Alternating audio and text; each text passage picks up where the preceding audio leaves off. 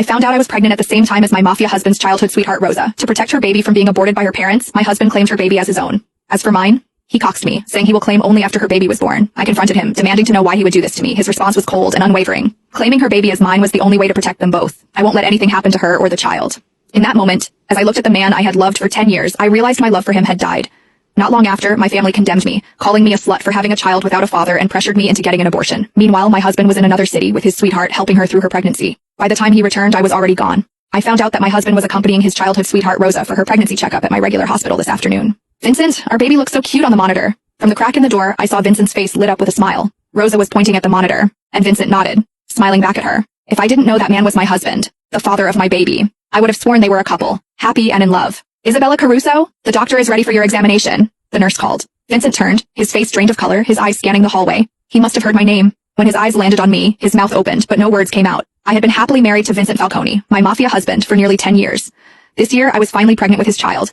He of all people should know how difficult it is for me to have the baby now. How could he do this to me? I slowly walked toward him, my heart boiling with fury, anger, and the deep sadness of realizing how much I had been lied to. Is that why you told me you couldn't come to my appointment today? I tried to keep my voice steady, but the anger surged, making it impossible to control. Without thinking, I raised my hand and slapped Vincent hard across the face. It was the first time I had ever lashed out at him like this. Yet even after I slapped him, he stood there, silent, avoiding my gaze.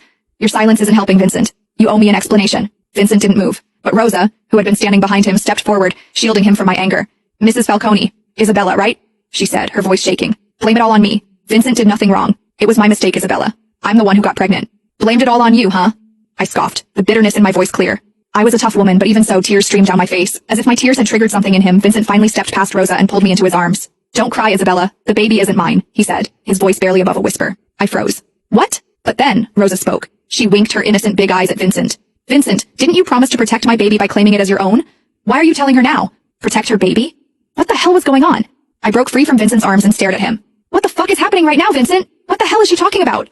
Vincent! Rosa called him too, clearly trying to stop him from saying anything more. But Vincent didn't hesitate. Isabella's my wife. She deserves to know. All right. Rosa's tear-filled eyes locked onto mine. If you really need to know, Isabella, Vincent decided to claim my baby as his, so he might not be able to claim yours. Vincent's face drained of color, but he stayed silent, offering no correction. But don't worry, Rosa continued, her tone suddenly sweet as she reached for my hand, her fingers hovering just above mine. Vincent said that even he can't claim your baby now. He'll adopt once you've given birth. Our baby will belong to the Falcone name, she added, her voice dripping with faux sincerity. I swear I saw a brief smirk twist her lips, but it was gone before I could be sure. I turned to Vincent, still silent, his head bowed as if he couldn't bear to look at me. Is this true, Vincent? My voice wavered as I forced the question out. You're going to give up on our baby to save hers? I'm sorry, Isabella, he whispered, his voice hoarse, barely audible. Tears welled up again. Is her baby so important to you that you'd abandon ours? Vincent hesitated, the pause slicing through me like a blade.